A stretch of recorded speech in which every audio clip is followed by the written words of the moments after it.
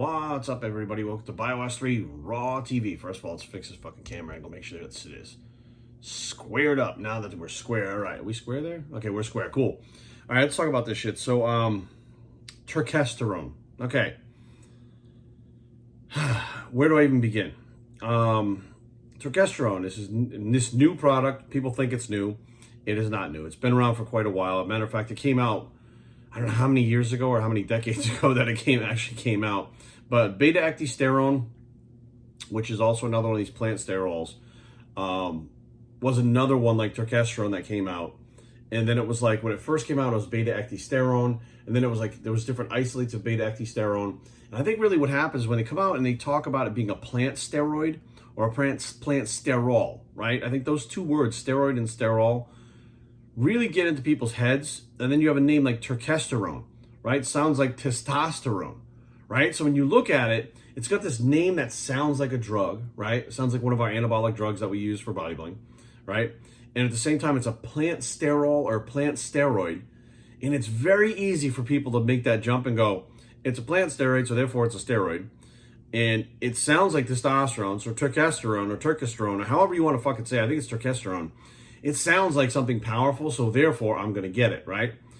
And this product came out quite a few years ago and fell completely flat on its face and fucking disappeared. It was gone.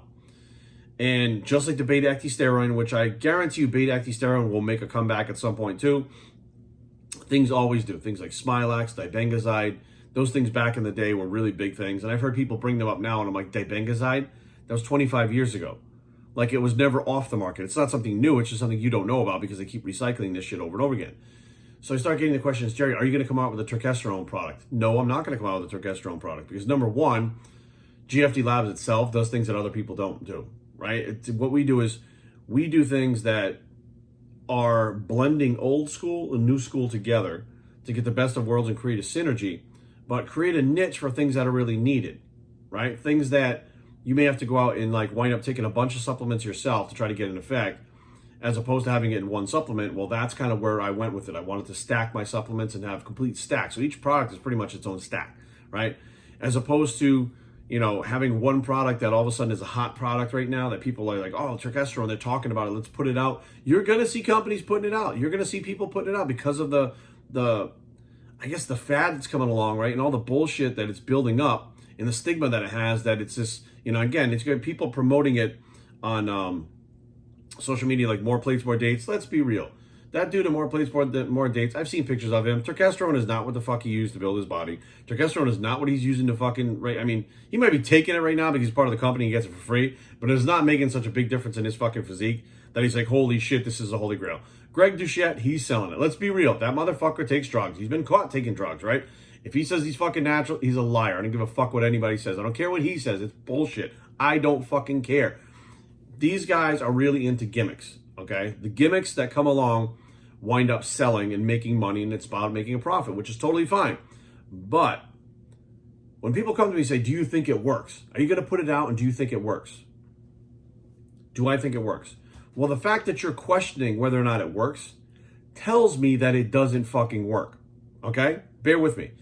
So if you have a product that came out in the late 90s, right, and it is all but fucking disappeared, and nobody remembers it, and all of a sudden it comes back out again, and now it's like this new thing that the new people that had no idea what it was before and didn't know that it fell flat on its face before and didn't know that it didn't do shit before, think it's something new, and it's marketed like this, almost like a pro-hormone, even though it's not, right? It's a plant sterol, it's a steroid, you know, turkesterone, like it's not like it's just like turkey pills. You know, like imagine like if you shorten it because turkesterone, turkey pill, or Turk pill 500, or Turk 500 or something. Even if you put Turk 500 on it, it would sound like a SARM nowadays, right? So between the SARMs and the testosterone shit, there's marketing going on here right now. But here's the thing, real marketing, good marketing, you don't have to ask if the fucking product works. There is no question whether or not the product works. If I come up to you and say, do you think D-ball works? You're going to be like, yes, D-ball works. Do you think shots of testosterone work? Yes. Do you think Sustanon works? Yes. Do you think Anadrol works? Yes. Do you think Anavar works? Yes. Do you think Clenbuterol works? Yes. Why are you going to answer yes to all those? Because they fucking work, and it's common knowledge that it works. So therefore, there's no question. Nobody's arguing whether or not those drugs work. Now they want to know about the dosages and what would be effective and how much I can take and how little I can take or whatever the case may be. How should I use it to, keep off toxicity? So there's a lot of questions with that, but there's never a fucking question whether or not it works, period. So when something works, there's never that question whether or not it works. Now, if you want to take the drugs aside and say, Jerry, those are drugs, creatine. Creatine came out about the same time as this turkesterone, right? It was all kind of a big thing, and creatine was still building up its name and building up its reputation. But here we are in 2022, and I can tell you I'm going to date myself. You guys know I'm 46. So 1990, I was still in high school, senior in high school. 1993 was when I was first aware of creatine, and it was out before that. It was probably out for 6 months at least before that, because I kept hearing about it, and they called it creatine, not creatine. It was called creatine. That's what they were calling it. They were just mispronouncing it because it was something new. And I was told that, dude, this stuff, when you take it, it's almost like a steroid. Like, you build up strength really fast, you do gain some weight on the scale and get fuller, but when you come off of it, you keep some of it. So it's not like a total loss like when you come off steroids, and it's a supplement. And this stuff, I was like, really? Wow. So I found it was like 100 grams for like, I don't know, $50 or something like that. It was ridiculously expensive. You have to load it. So, and I also believe in loading creatine. If you're going to use it for mass, you load it. There's no ifs, ands, or buts about it. None of this fucking new age bullshit where these companies came up with, well, if you just take your 3 grams a day over a long enough period of time, you'll saturate the same way. Fuck off. That is some straight up marketing bullshit where they can wind up selling you fucking less creatine for a higher price. I don't want to fucking hear it. You load 5 grams a day, 4 to 5 times a day, 20 to 25 grams, split up throughout the day for 5 days. After that, you drop to a maintenance dosage of 5 to 10 grams. If you use creatine like that, I guarantee you will be like, holy shit, I didn't realize creatine works so well. Problem is, we use it a different way nowadays, and it's a lot less effective, and everybody and their brother's taking it. They don't take it consistently enough, or they don't take it the right way, right? But there's no question that creatine worked, because here it is now in 2022 from 1993. Well, let's say 92 is when it came along.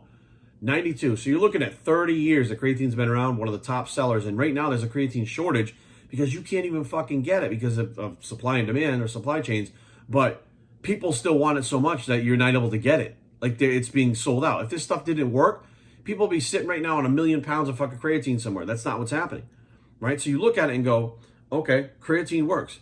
So turkesterone, does that work? What do you fucking think? You're asking the question whether or not it works. Okay, we'll go with another supplement that maybe people don't realize how long it's been with this. So about the same time frame, 92, 93, there was a product called Tribulus. Now, you couldn't even get Tribulus in the U.S. unless it was shady to get it. It was a supplement. It's the Tribulus resistus root, which comes in a little capsule or pill. And So Pharma was the place that made it. And that was a place out in Bulgaria. That was the company's name. It's still produced to this day. And you can still find it on the market today. It's like these little film packs with the little pills in it. And it was Tribulus resistus, but it was a certain extract of it, a certain percentage extract of it. And this stuff, like, I forget how you would find it. I think it was like in the back of a magazine, like maybe Muscle Media or something like that. And when you ordered it and you got the box itself, there was a little phone number on it that was a beeper number. It was a pager number. And when you wanted more, you would call the pager number and someone would call you back. And you'd go through the process of ordering that. That's how interesting that stuff was at first, but the Tribulus fucking worked. Here we are in 2022. Guess what is still one of the best testosterone boosters out there? Tribulus resistus. Now, there's a lot of shitty ones on the market that are not the right extracts, but there's no denying that Tribulus resistus or Tribulus or Tribulus or whatever you want to call it is effective. So you have creatine and Tribulus that are effective that came out at about the same time this turkesterone shit came out, right? And here we are where turkesterone disappeared, and all of a sudden it reappeared because there's people that forgot, right? We get short memories. There's new people involved. They're willing to spend money. It sounds like a steroid. They present it like a natural steroid. And now people are like, oh my God, oh my God, oh my God. Now, I'm not here to argue whether or not, the new thing is more plates or more dates, and this Greg Duchette guy, like, their products didn't contain the actual amounts, or it was like a big fucking mess. I'm going to take that and put it aside. I don't understand fucking what the fuck is going on there. I'm just looking at turkesterone. I don't care about brands. Turkesterone in general has not been a successful supplement for people, period. There's been nobody in my fucking life that I've ever known in 30 years. And believe me, people run up to me with the Tribulus, the creatine. I heard about all that shit because it was working right? So I've been that deep in this industry since then. Nobody's talking about turkesterone. Nobody, not a single fucking word. And all of a sudden it's making a comeback again, and people are curious about it. And it's going to be first and second time sales that really drive this product, because people are not going to buy this product for 6 months. They're not going to buy it for 5 years. It's not going to be a thing. It's going to be gone within the next year. I'm telling you right now, it'll be gone. It's going to be the same exact fucking shit. You know, we've had plenty of supplements like that. Like we've had the Divengazide, the Smilax, Mexican Wild Yam, things that I'm sure, as a matter of fact, let's be real, the Liver fucking King. This fucking guy running around talking about glandulars, talking about raw glandulars, eating the fucking organ meats and shit. Dude, that shit was back in 1985. People were taking glandulars, eating fucking raw beef. Raw beef liver. They were doing that stuff back then.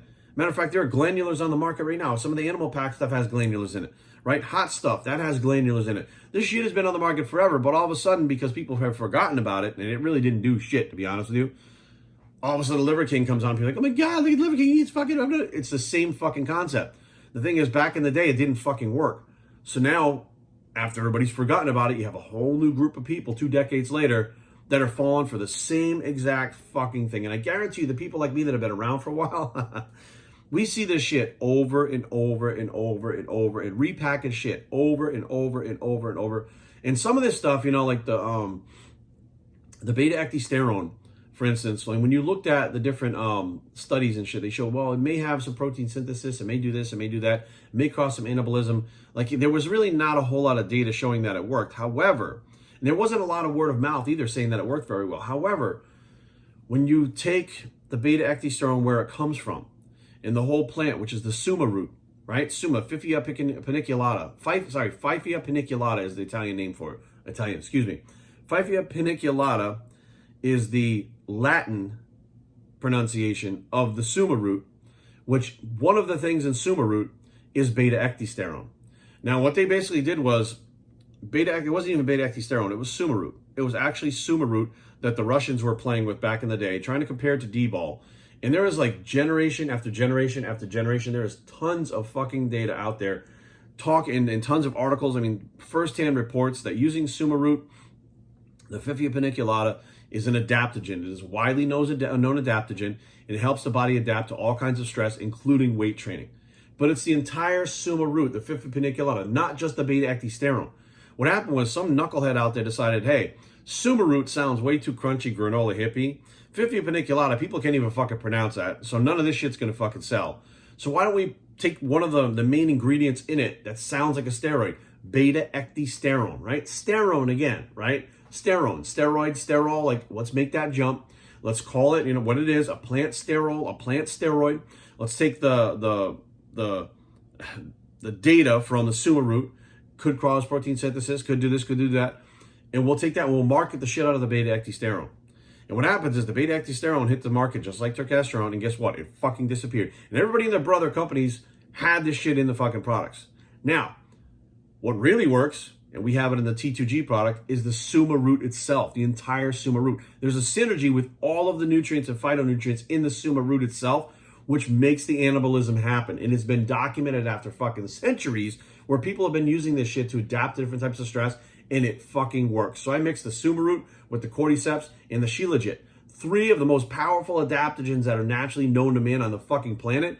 And that's why T2G works. It's not because of the beta-ecdysterone that it contains. It just happens to contain beta-ecdysterone inside the Suma root because that's where it naturally occurs, right? So there's a lot more going on to this and I've been around for a long time, guys. I understand how this stuff works. And I'll be honest with you, like I never tried the turkesterone because back in the day, nobody was talking about it. Like it hit the market, like HMB, when that came out, which is a complete shit product. I don't care what anybody says. When that product first came out, Metabolic Technologies was the company that put it out, right? And Bill Phillips, the marketing genius that he was behind Body for Life and Myoplex and EAS and Phosphagen, he had one of the first creatines that hit the market along with Muscle Tech, which is Creatine 5000. The Phosphagen came out from Bill Phillips. Well, he had this Muscle Media 2000 magazine, and this magazine was great at marketing for him, and he could use that to market the EAS products, but he was so smart with, hey, if I take this metabolite of leucine, why not just take the leucine? You get everything in it. If I take this metabolite of leucine, right, we can market it like this. I'm going to come out with another company. It's not going to be EAS that comes out with it. It's going to be Metabolic Technologies. And then what I'm going to do is I'm going to market it in this magazine and make it seem like it's totally new and there's not enough of it to go around. And all of a sudden these ads popped up and it was like HMB and it works like this and this. And I was like, whoa. It was like a 3-page ad. Metabolic Technologies. I'm like, I don't know what this company, it's a new company, it's a new product. Wow, look at all this data. Oh my goodness. So what I do, I order it. Me and my training partner order it. 3 bottles each, right? Which back in the day, in the fucking 90s, 3 bottles each was a lot of money for us, right? We were teenagers. We get these bottles and we're like, you take them and you're like, oh man, you like hold them like like the holy grail. Like, here it is. This is going to cause the growth I need to be a pro bodybuilder, right? That's the way they marketed it. That's the way they talked it up, right? So we start taking this shit and we're in the gym like, what the fuck? You feel anything? I think I do. You know, like it was fucked up. And then after, of course, a couple of workouts, we realized, well, nothing's really happening. 3 bottles later, which was like a month and a half, nothing happened. It was all gone. Nothing happened. All the money was gone. All the fucking supplements were gone, and no gains, no strength, no nothing. And then I realized, shit, later on I realized he was the one because he came out with HMB for EAS not long after that. So what they did was a money grab of this like new company that stumbled upon some kind of scientific breakthrough that was going to build muscle. It was him the whole fucking time. Nobody knew. So turkesterone, much like that product, HMB, much like many of the other products that have gone by the wayside, when you say, does it work? Ask people. When you see people say CLA, oh, there's all this data for burning fat. I haven't known a single fucking person that's taken CLA that has lost fucking fat from it. I don't give a fuck what anybody says. I don't care what data's out there. Fuck you. You take CLA, it's a fucking fat. All right? You guys act like taking a fucking fat and it's all of a sudden going to make you lean because some fucking study said it and they market the shit out of it and sold it to you that way. Right? But there are still people today that are like, oh, I take CLA. You're 50 pounds overweight. CLA, what the fuck? I helps you lose fat. Helps you lose fat. You're fatter than you were 2 months ago. What the fuck is going on? Like, it doesn't work like that. Right? But there's still people that are new now. Right? Bill Phillips came out with a CLA product. Right? He had GKG, V2G, and CLA. He came out with those products. Right? None of those products are around anymore. None of them. They're all fucking gone. Right? So if those products work so well and those ingredients work so well, why the fuck did they disappear? Because they weren't working. However, he had phosphagen, which is creatine, which is still around. So that tells you which one of these fucking things work. People, use your fucking noodle, okay? Use common sense and reasoning. Don't sit around and wait for the next person like Greg Doucette or More Plates, More Dates, or even me to tell you what's fucking great out there. Use your head. If you're looking at a product like T2G that has 3 of the most powerful adaptogens on the entire fucking planet in it, and you Google She Legit, and you Google Cordyceps, and you Google Suma Root, and you're like, holy shit, this is not the bodybuilding community talking about this shit. This is not health and fitness industry. These are people that have been using this in different tribes all over the fucking world for centuries. Okay, there was literal fucking people talking about how they've used it for adaptations to stress, and you put 3 of them together, use your fucking head. What do you think is going to be better? The thing that came out and failed 10 years ago and making a comeback now, which is soaking up everybody's money, and you don't even know what the fuck you're getting in the capsules. We have no idea whether it's you need 500 milligrams, 1,000 milligrams, 200 milligrams. We have no idea what the fuck is going on, right? Or things that have been used for centuries that have stood the test of time that people just don't believe in because they're too busy looking for the newest fucking marketing gag out there that's going to make them go, oh, it sounds like a steroid. Suma Root doesn't sound like a steroid. She Legit doesn't sound like a steroid. Cordyceps doesn't sound like a steroid. They sound like plants. Right? So people go, oh, plants can't be, I mean, they're plants, they can't. You're fucking looking at a turkesterone, which comes from a fucking plant. So how the fuck can you go out there and believe in turkesterone, but not these other adaptogens that have all that fucking lineage behind them that people have been using for centuries? I can't wrap my head around it, guys. I know that people out there, they just want to be told what to do. They want to be told what to look at. They don't want to do the due diligence themselves. Like, I've been digging into this shit. How did I find Suma Root? I found Suma Root back in 1993. And have been using it off and on ever since then. Even while I was on steroids, I was using Suma Root. I studied the shit out of that supplement. I studied everything I could get my hands on it. I used it myself. I used it with clients. I tested the shit out of that stuff before I ever came out with the T2G product. T2G came out like in 2018, right? I've been doing this since 1993. She Legit, one of the most amazing things on the fucking planet. Look into it. Like, this stuff is so amazing, but it's not necessarily marketed towards the fitness industry. It's not marketed towards bodybuilding, right? Because it's more expensive to put in a product. Let's be real, right? You're going to pay more to put these things in a product than just putting beta-oxysterone and turkesterone by itself, which marketing, of course, they're going to market the things that have the bigger profit margins, the big, that's part of business. But realistically, guys, you should be able to figure this shit out on your own without running around asking people's questions. All you have to do is type in turkesterone in the 90s, turkesterone in 1995. Type that shit into Google. See what pops up. You'll see people talking about it. Laxogenin's another one, right? Laxo came out and everybody went fucking apeshit for Laxo, right? Oh, Laxo, right? I took it and I'm like, I do see something when I take enough of it, but I took like 3 times the dosage of it, right? But I noticed I felt okay. I didn't feel like this was some kind of great, amazing fucking something. I'm like, okay, maybe for people that have never taken steroids that have just started training, it might help them like an adaptogen. Like it might help like that, right? But where are we right now? Is everybody out there using Laxo? Everybody and their brother was asking me, Laxo. I'm like, this is what I think of it. This is what I've seen with it. Doesn't mean it's going to work that way for you. Laxo is all but falling off the fucking planet right now.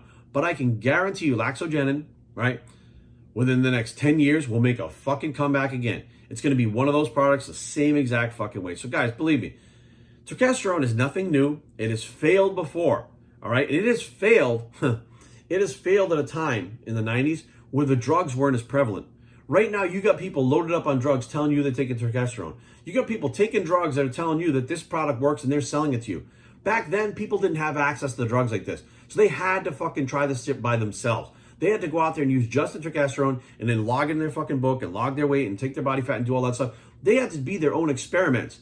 They didn't have the people out there right now, the fake natties and the people that are like, oh, I'm loaded up on fucking steroids, but you should take Turkesterone because I sell the product. It's amazing. Let me show you all this data. No, there's no fucking data. Yes, it's fallen flat on its fucking face before. Yes, you've taken steroids and are probably taking shit right now, at the very least TRT, and you're talking about this great supplement that you got coming out. Back in the day, where there was fucking no TRT, nothing. It's all. No, you couldn't get TRT back in the day, right? Steroids, you had to fucking know someone. It took you years and years and years to figure out where to get steroids. You couldn't order them online like you do now. So people didn't take steroids like they do now. They didn't take pro hormones. They didn't take SARMs. There was none of that shit. You had to take the Turkesterone by itself. You know what people saw? Goose egg. Nothing. Zip. Zilch. Nada. So I ask you, what the fuck makes Turkesterone different in 2022 than it was in the 90s? Exactly nothing. BioStateTraining@gmail.com. Leave comments down below, but don't fight. BioState.com is a blog. Turkesterone did not build this bicep. And we are out.